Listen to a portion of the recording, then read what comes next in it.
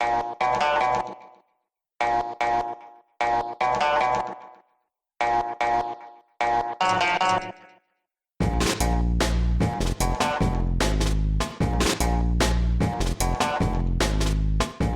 and welcome to the Lebanese Politics Podcast. My name is Benjamin Red. I'm joined as always by Nizar Hassan. Nizar, how's it going? Great. How are you? I'm doing good. We had a week off last week, and a lot of things happened. Like the biggest thing, though, that everybody's talking about and that we're going to be talking about today is the clashes in Aley that left 2 people dead last weekend. So we're going to get to that in a minute, but first off, we've got a whole bunch of news to go through really quickly, and we're going to start out with the incinerator debate. It's back. Yeah, it's back and it's on fire. We had a big protest, not very big, but a major protest with MPs and many groups in front of the Beirut Municipal Council on Thursday because the council was meeting to decide on the bid document for the incinerators that they are planning to have at least in Beirut. That was the plan. The protest was organized by the Waste Management Coalition, which has a group of NGOs as well as small political groups, and MP Paula Ya'ubian, but also tons of other organizations. And it was supported by a wide margin now of political figures, including the Kata'ib Party with its MPs Nadim Jmail and Lias Hankash, who were at the protest, but also the Orthodox Christian religious institution in Beirut, headed by Lias Aoudi. They are also opposing the incinerators. Anyway, the council met and they decided to postpone the discussion because it was clear it was not passing for many reasons. Some council members are against the incinerators altogether, while others have their own reservations. So the LF, the Lebanese Forces representatives, are less radical about it, while the Kata'ib people are saying no incinerators in Beirut by any means. Yeah, and this is like a really controversial issue because on the one side you have people saying, oh, we have all this trash, we need to get rid of it somehow, and we also need electricity, so why not kill 2 birds with 1 stone? We have the technology, let's do it. And on the other side, there's just like sort of, I guess, the realists who are like, yeah, but this is really dangerous stuff, and if you don't control like all the fly ash and all this other stuff, then things are going to get out of control, and like all of our kids are going to get cancer, or some level of that. And so it's a really huge debate with pretty big consequences, especially if they do end up putting one of these incinerators in Beirut in Karantina. That's a big deal. Yeah, so these people are mainly opposing it because it's in Beirut, right? Like Kata'ib are mainly concerned with it. And Nadim Jmail was there in the protest because it's in Beirut. And he said, we don't want it in Beirut. He didn't say we don't want it at all. But other people are saying, no, it's just a bad policy or not the realistic thing to do, as you're saying, because look at the current kind of power plants that we have and these establishments that are creating a lot of pollution in Zoo and causing really horrible pollution in Juni, one of the worst in the world. So we have very bad experience with the state managing these institutions, so we don't want another source of potentially very toxic gases. Yeah, and to be fair, the Beirut municipality hasn't said, oh, it's going to be in Karantina. They say somewhere, maybe outside of Beirut or whatever. And in the roadmap that was put together by the Environment Minister, Fadi Ajrisati, and sent to Saad Hariri last month, that includes 2 incinerators, one in Deir Ammar up in the north, and another either in Jie or in Zahrani down south of Beirut. But we don't know if those are like inclusive of the Beirut one or besides the Beirut one or what. But incinerators, it seems as though like there's a certain political class that has said, okay, incinerators is one of the answers that we are going to be pursuing, one of the solutions that we're going to be pursuing to the waste management crisis. Yeah, so one of the issues, as you're saying, with the bid document is that it didn't specify a location, which means that potentially it can be anywhere. But why is Beirut's municipality, commissioning a project to another area that wouldn't be the reasonable thing to do? It's not part of its jurisdiction. But Jamal Aitani has suggested, reportedly, in a statement he made to a radio station, that we could do it, not necessarily in Beirut, we could do it anywhere, in Akkar or in East Lebanon on the borders, whatever. Yeah, imagine the traffic from that, yeah. All the trucks on the road going up to Akkar. Yeah, but doesn't make much sense. Yeah, but notice the ease with which our politicians say things like, "Oh, we're gonna do something in Akkar because Beirut's residents don't accept it." It's the second time that this happens. It happened when we were discussing landfills 4 years ago, and they said we'll do a huge landfill in Akkar, and Akkar's people were like, "No, we're not a dumpster." 2 days ago, after Aitani said that, Akkar's activists released a statement saying, "We will incinerate whoever allows themselves to pollute Akkar's environment, underestimate its people." We will see a lot of resistance, I'm sure. We also know from a meeting with an MP that they're considering to have the incinerator in Shuwaifat potentially, which would also be catastrophic because Shuwaifat has suffered from Naame landfill, now Costa Brava landfill, because they are both quite close, and then having an incinerator there, it would be impossible to pass. And speaking of burning heaps of trash, the deal of the century. So Jared Kushner, the son-in-law and somehow senior advisor at the White House, released the economic part of his plan for Middle East peace just a couple weeks ago. And this offers like $50 billion in loans and grants, private sector investment for Lebanon, Egypt, Jordan, and the West Bank and Gaza. Not Palestine. Palestine is not mentioned anywhere in the documents. It, I guess, doesn't exist, according to them. But anyway, Lebanon, by the way, would get like $6.325 billion of this. $6 billion of this would be for transport, but would only come in phase 3 of the plan, which is like years 8 through 10. So it is a lot of money theoretically for Lebanon, but not for a really long time. And I mean, a lot of money is like our yearly deficit, isn't it? Yeah, that's true. And like almost 75% of it, Lebanon would have to pay back as well. It's loans mostly. Oh, thank you. That's so generous. Yeah. Concessional loans, but loans. Yeah, so anyway, so this plan, the economic part was released. They had this conference in Bahrain. The political part of it's going to be released later. Basically, it appears as though one of the basic facets of the deal for neighbors is we give you money in return for absorbing Palestinian refugees. Lebanon has a lot of Palestinian refugees, and everybody sort of thinks that like, oh, well, they're going to give us this money or these loans that we have to pay back. What are they going to ask in return? Well, the obvious thing that they would ask for return in this upcoming political part of the plan is for us to give all the Palestinians here, which is, at least 175,000 of them, give them Lebanese citizenship and absorb them into the country, which is a ridiculous non-starter politically here in Lebanon. And all the sides, and also, like for the Palestinians as well, just a total non-starter, giving up basically everything that they've fought for and worked for ever since the Nakba, that for a few $1 billion, that just doesn't make sense to do. And it's playing on the worst scapegoat that exists in Lebanese politics, which almost everyone agrees with, which is this threat of Palestinian naturalization, right? Everyone is always worried about that and mobilizing people based on that for ages now.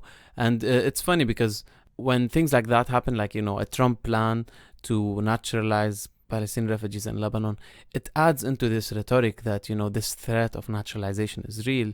So it helps like right-wing politics here as well. And how this is translated in like actual terms is Palestinians not getting their normal civil and social and economic rights because of this fear of naturalization. Exactly. Parliament also met the week before last, and they did a few important things. One of them was appointing 5 members to the Constitutional Council. This is long overdue. The current Constitutional Council, their term ended in 2015, I want to say. And so, we need a new Constitutional Council. The way it usually works is half the members are appointed by Parliament, and then half the members are appointed by the Council of Ministers. So you got 5 and 5, 10 total judges on the court. Parliament did its half, and they appointed 1 Maronite, 1 Greek Orthodox, 1 Sunni, 1 Shiite, 1 Druze. It was confessionally, the sectarianism pervades everything, obviously, here. So, and this is no exception. And this is the Constitutional Council, right? The court that is supposed to be maintaining the Constitution and protecting it. So, if this one is sectarian as well, and this, boldly sectarian, who is gonna, work for a secular or less sectarian Lebanon? And it's also like you mentioned the sects, but we should also be clear that these are people who have political connections, and this is why their names are on top, right? Because there was no like real election or anything. There was an agreement between political forces. Each one has his own candidate, and they made this formula and they agreed on it. So, the FPM would get the Maronites, the LF would get the Catholic, etc. Right. Parliament also exempted the children of Lebanese mothers from needing work permits. So, like a Lebanese woman who is married to a foreigner cannot give nationality to her children, but they made it so that at least the kids now don't have to apply for a work permit in order to work here. So it's a step in the right direction.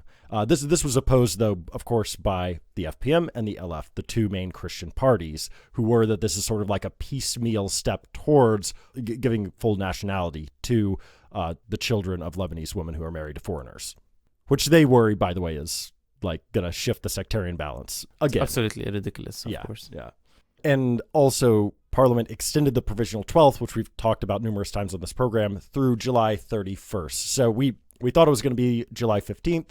They decided, no, we're going to give ourselves a couple more weeks, a little more breathing room to pass the budget. And that is also moving forward.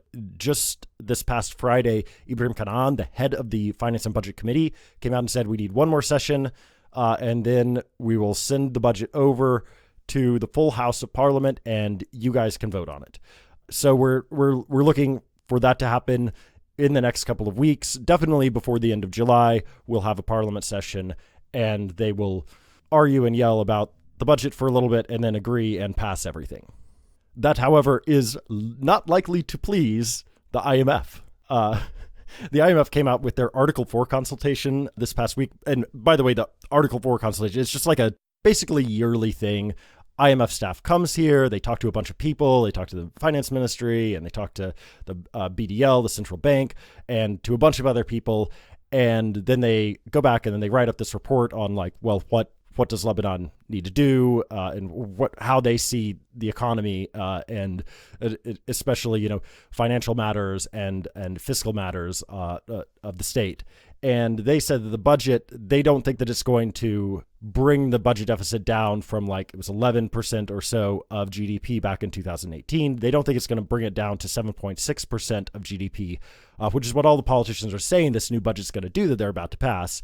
They say, no, it's probably more like 9.75% of GDP. That's more the cut that we're looking at. So shaving off 1.25 percentage points from the deficit as a percent of GDP.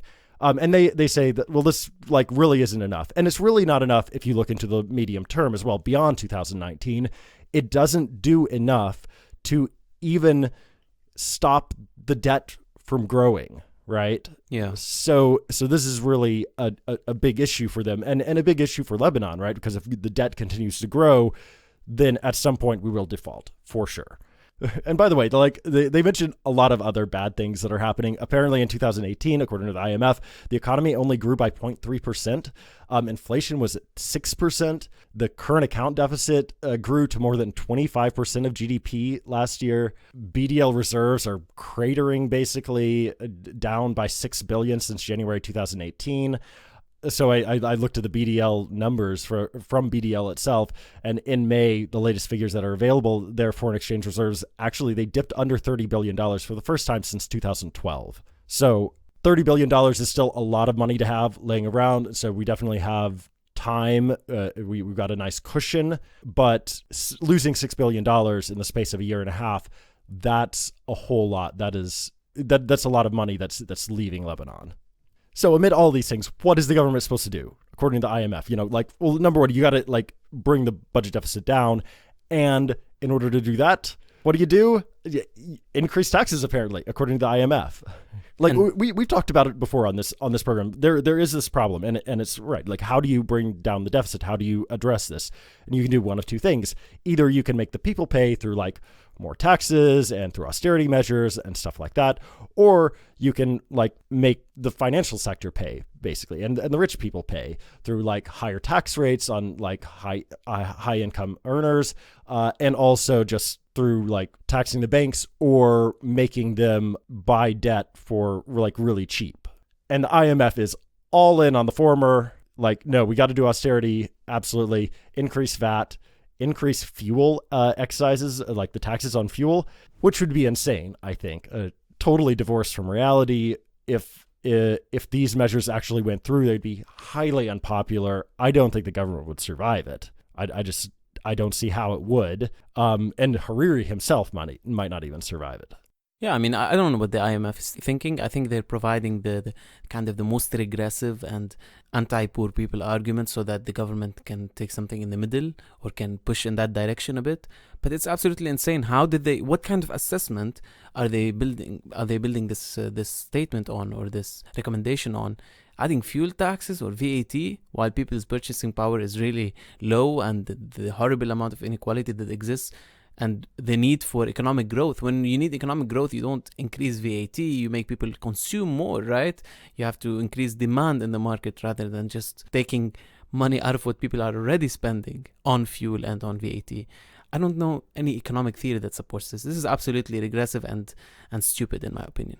And to be fair, the IMF did offer some other recommendations as well, like increasing VAT and fuel tax. That's sort of like the big things that would get a lot of attention. But they also said, oh, well, you can make permanent the rise in the tax on income from deposits in banks from 7 to 10%. Just, that's supposed to be for 3 years, make it permanent. And also they recommended combating tax evasion, which is a great idea, but it takes a long time to effectively combat tax evasion. It's not something that you can just flip a switch and get it done in a year or so.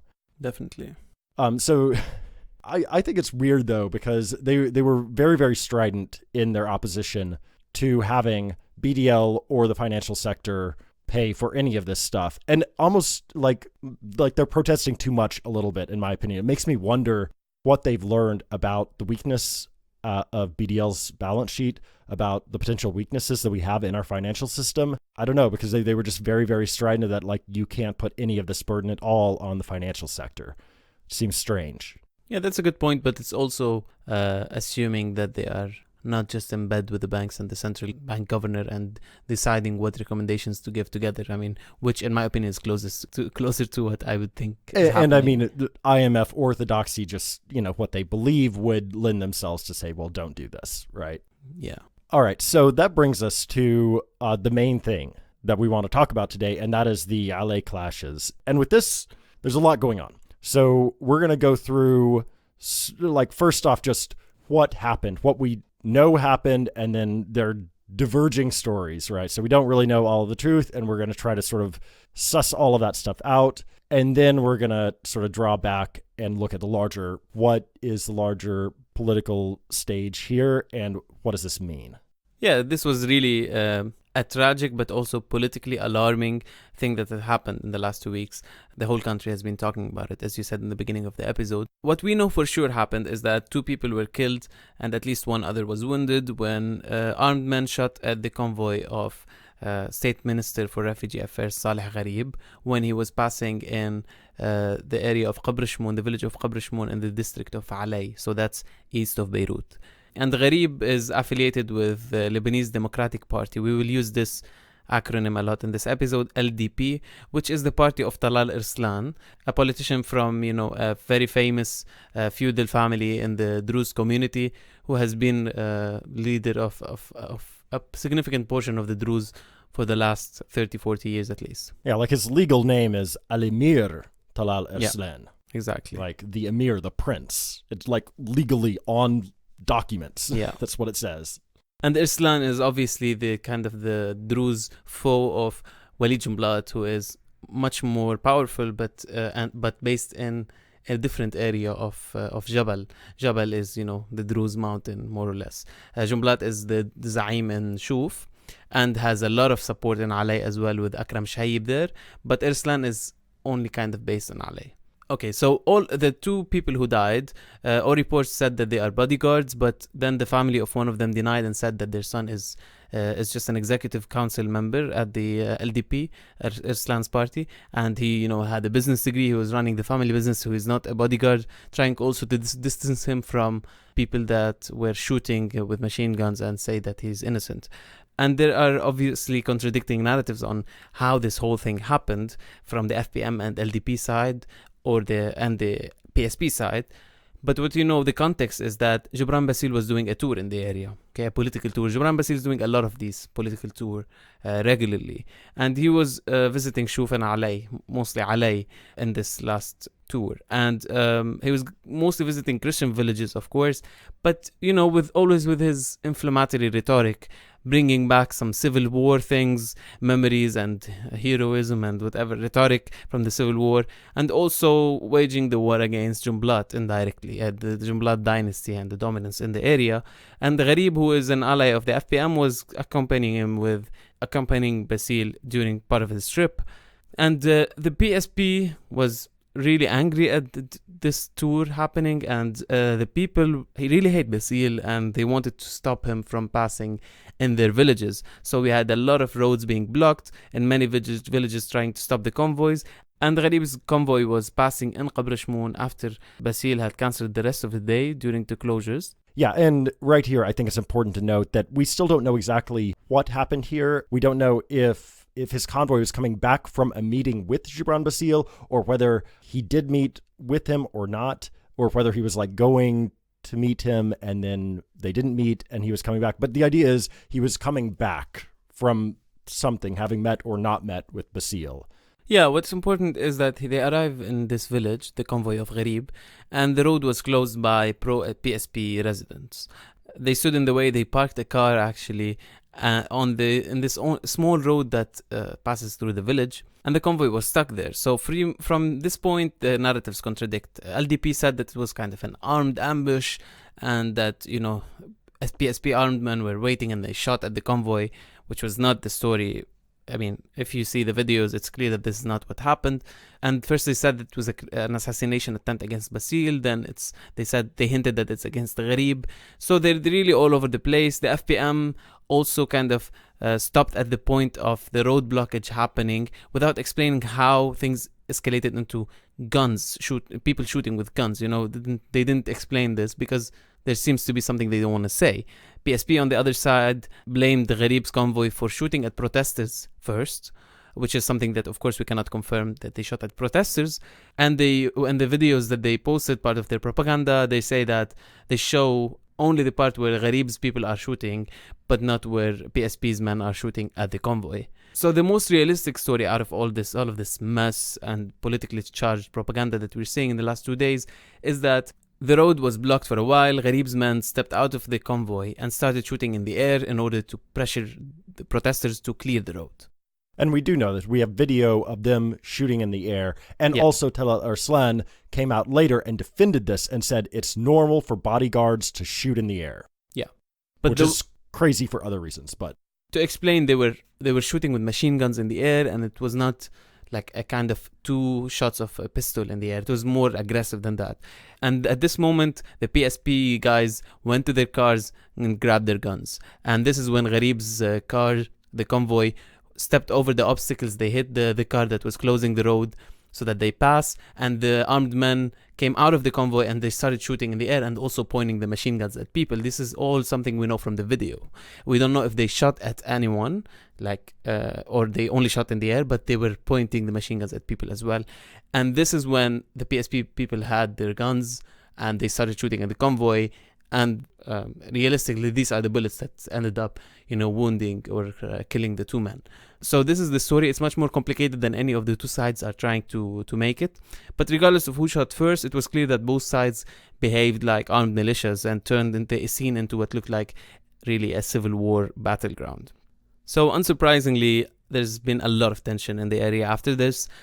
People spreading rumors, a lot of propaganda, as you said, and reports of small scuffles and clashes, but nothing major, really serious. But there were long road blockades by Irslan's people in Khaldi, because there is a highway connecting the south to Beirut and Khaldi is the hometown, the heartland and the current residence of Tal Arslan. But it's also important to remember that this comes as an accumulation, because there was another incident where there was bloodshed between Irslan and Jumblat's people in the area. It was last year when a young man was killed. He was a firefighter. He was killed during clashes between PSP and LDP supporters when one of Talal Irslan's people allegedly fired an RPG at the office where this man was staying.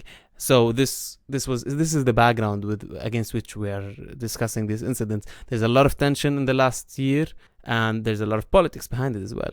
Okay, yeah, so there's a whole lot of politically motivated tensions here. And it goes not just to the fight, the intra-Druze fight between Jumblat and Irslan. it also goes to who Erslan has allied himself with.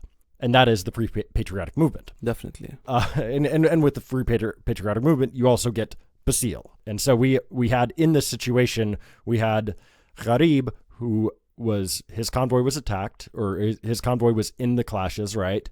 He was a minister because of Erslan's deal with Basile, and he had been helping with Basile's trip to the area, like the FPM coming into Aley. Mm-hmm. In a very real sense, right? In a physical sense, like the FPM coming in. And that this mirrors what happened politically as well, right? With the last elections. The FPM came into the mountain. The PSP, if you remember, in the 2018 elections, they lost 2 seats. Well, really, that was a net, right? They went from 11 to 9 seats. Really, they lost 3 seats and they picked up 1, right? All 3 seats that they lost to the FPM. The 1 seat that they gained, they took it from the FPM, or they took it to somebody who was close to the FPM. So in a very real sense, from the PSP's perspective, the 2018 election was all about fighting the FPM. And from the FPM's perspective, it was them moving in, for the first time, moving into Shufan Aley. They didn't have representation there before. Exactly. And as you're saying, like FPM is going in, and the gateway to Shufan Aley that they chose is Talar Arslan. And this is also very controversial, because Talar Arslan is much smaller in political size than Walid Jumblat. So Walid Jumblat was very provoked by this. And so it's a matter of who is the real gateway to the area, to the mountain. This is the battle, really, fundamentally. So as you said, the election was kind of the background that created and catalyzed all of this tension. And the propaganda and the mobilization in the election by the PSP and the FPM machines was really sectarian, and like it was really charged with, sectarian messages and fears. But also after the election, the cabinet formation process was also another place where there was a lot of tension, because the PSP had won all of the Druze seats except Talar Arslan's seat, which they left open for him in the election. Right, they didn't contest it. Yeah, they didn't contest it. So after winning all of these seats, they said we deserve to have the 3 Druze seats and the cabinet and the Council of Ministers. But FPM and Arslan did this funny thing, where they created a little block for him in Shufan Aley in order to support his effort to get one of the 3 seats for himself, which is why Gharib is a state minister. So FPM was. Everybody knew that was a fiction. Everybody knows that Cesar Abi Khalil does not answer to Talar Arslan, even though he's in his little mini block. No, he answers to Gibran Basile. Obviously.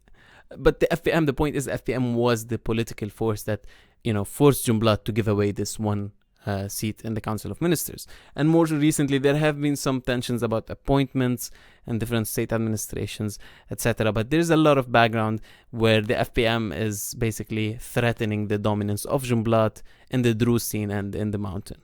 And this is true, of course. It's not like Jumblat is feeling it. We see it, and Basile is waging this battle explicitly. And this is the significance of the tour that he's doing. In Lebanon, a Za'im going into an area is not just anywhere where a politician goes to different constituents and talks to them. It has much more weight. No, it's like a declaration of ownership, of power, of some level of ownership and power in that area. Geography matters in Lebanon. It really, really matters. You go around the country, you'll see, why is there a giant cross on top of that hill? Well, it's because certain people have decided it's important that we sort of claim this hill, that we have this symbol on top of this hill, right? And you see this in a lot of places in the country, and I think it comes a lot, a lot of it's just natural, I think, just like human nature of territoriality, but then all of this was also greatly exacerbated, especially by the Civil War, where geography really, really, really matters. And your ownership, your ability to control a certain piece of land, that can be make or break for you and your family and for your sect. Definitely, because the Civil War is about militias controlling territories in the end. And Jumblat was controlling this part of the territory, and each of the parties had their own, like Ashrafi for the LF. We can go on all over the country, right?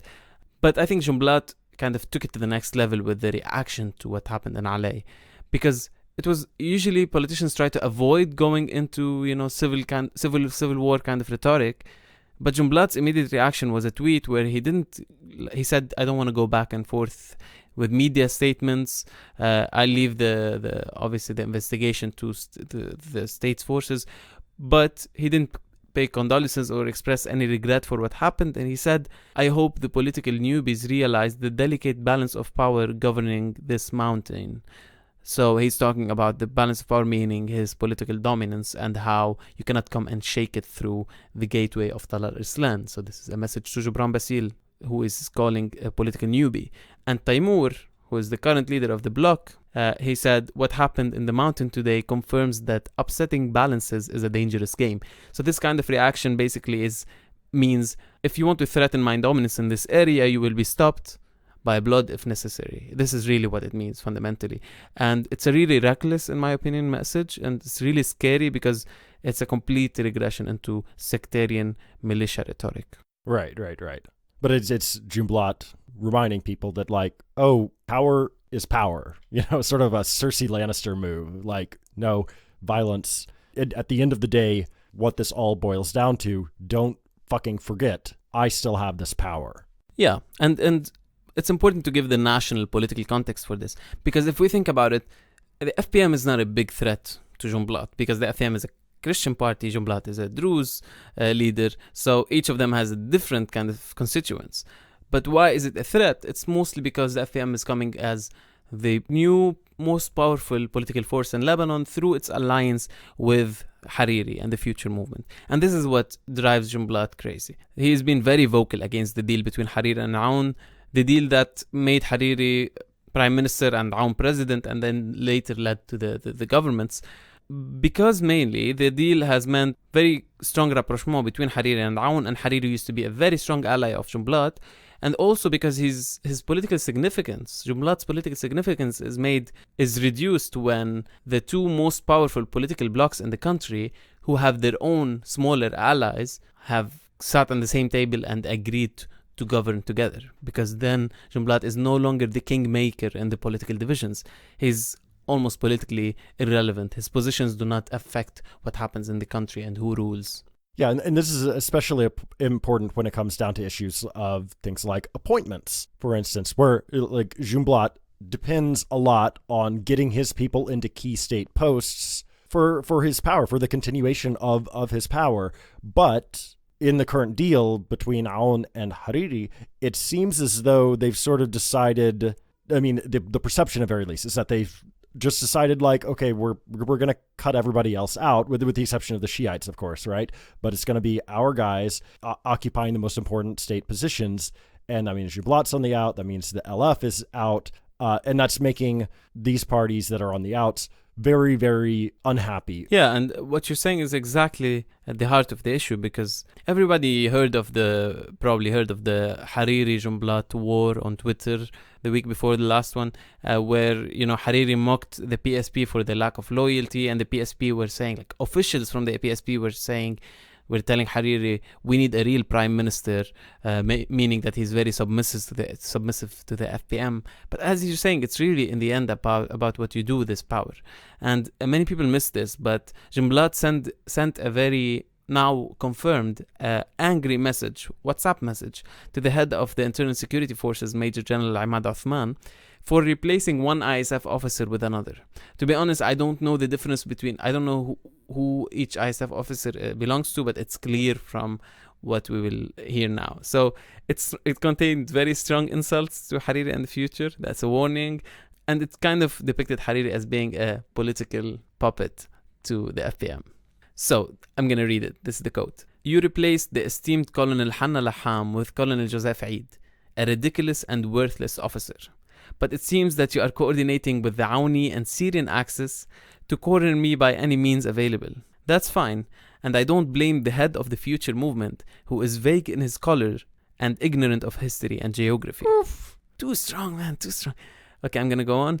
Apologies for the harsh words, Jumblat said, but your stupid, resentful, or negligent action aims to weaken me for your chief, which we think refers to Saad al-Hariri, for your chief to remain part of this rule that is decaying daily. And how would it be otherwise when you hate my presence in the Arab and national region and you serve this idiot Ahmad al-Hariri?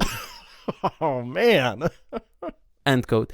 This is the quote from Wali Jumlat. We are not saying these words. these are Wali Jumlat's words about future And he confirmed Secretary he said General this. Ahmad Hariri.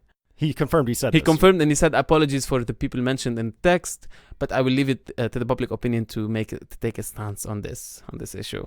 So basically, he's sending this to Ahmad Osman, who is the head of the ISF and who is considered to be like Hariri's guy, right? And saying, oh, your boss, Hariri, like doesn't know what he's doing. I am very unhappy with this, and you guys are a bunch of idiots. Basically, like, nutshell. And it's such an impulsive message. I would not expect it from Wali Jumla, to be honest, because on the outside, we know that on the inside and among his people, sometimes he's very impulsive, but he's usually controlled when he speaks or when he coordinates with, officials and media, etc. Yeah. But anyway, Jumblat has reached a point of real crisis, real political crisis. This is what we understand. Maybe it's the time he's realizing, first of all, that he's not immortal and that, he moved already the Kufiyya to Taimur and he made them the head of the parliamentary bloc, and he wants him to handle things because sooner or later Jumblat will pass away and Taimur will have to handle it. And in this moment, there's so much political pressure on him. It's true. The FPM want to weaken him. Hezbollah sees him as a threat because he is the most anti-Syrian regime, of the major political figures in Lebanon. And inside the Druze sphere, he has Wahab getting stronger. Wahab, who is a pro-Syria, anti-Jumblat politician, who almost got a seat in the last parliamentary elections. He got just short of 13,000 votes. And who also, we mentioned geography earlier, Erslan is up north in Aley, Jumblat's base is south in Shuf, while Wahab is in Shuf as well.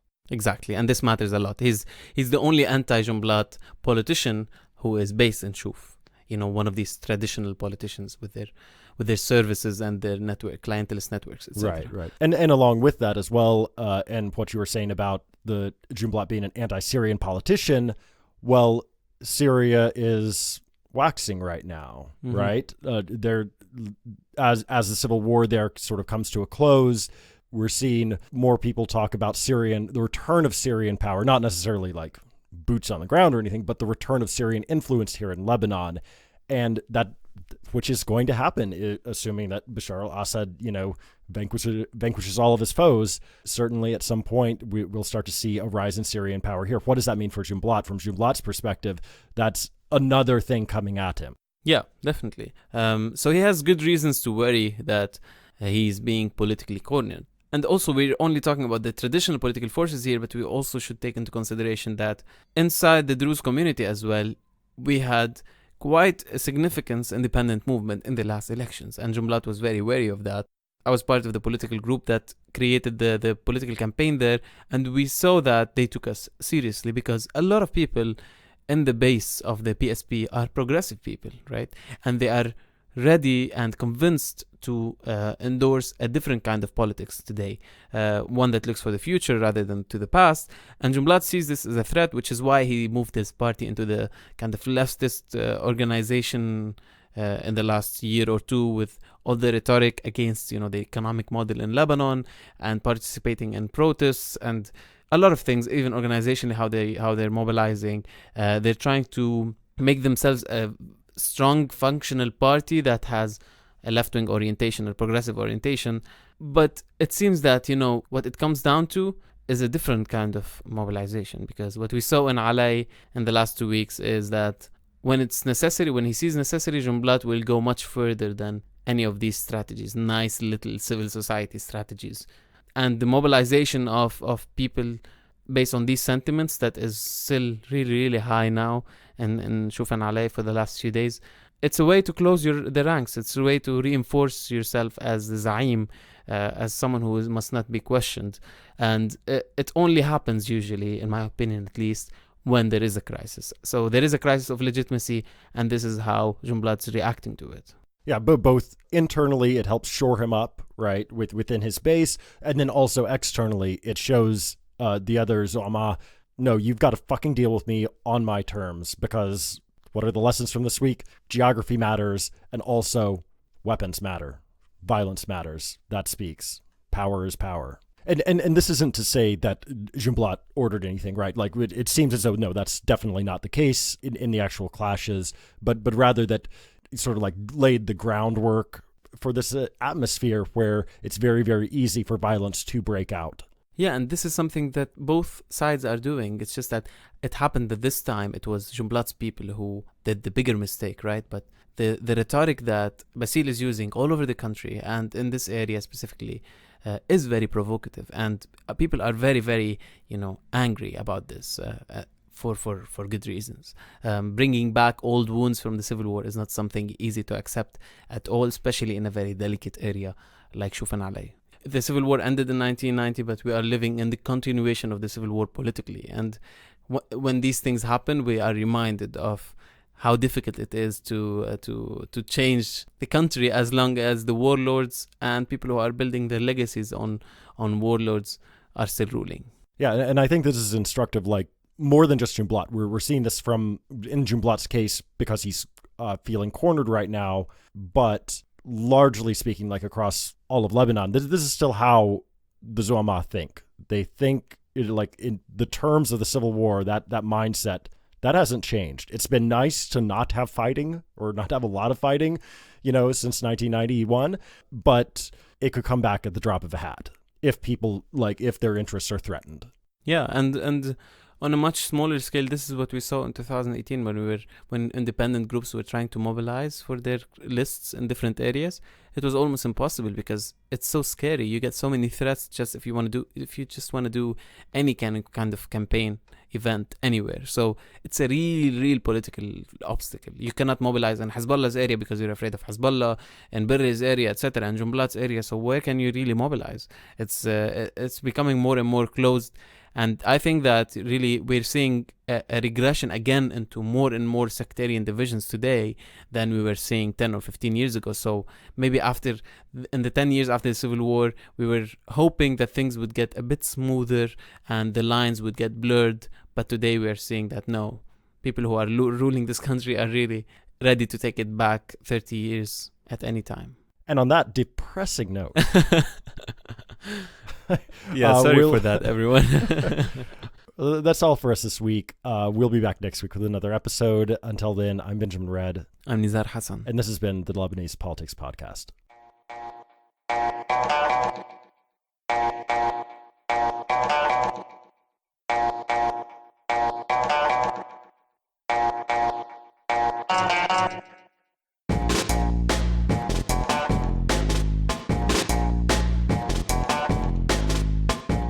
Lebanese Politics Podcast is brought to you by myself, Nizar Hassan, Benjamin Red, produced behind the scenes by Susan Wilson, and the music is by Omar El Fil.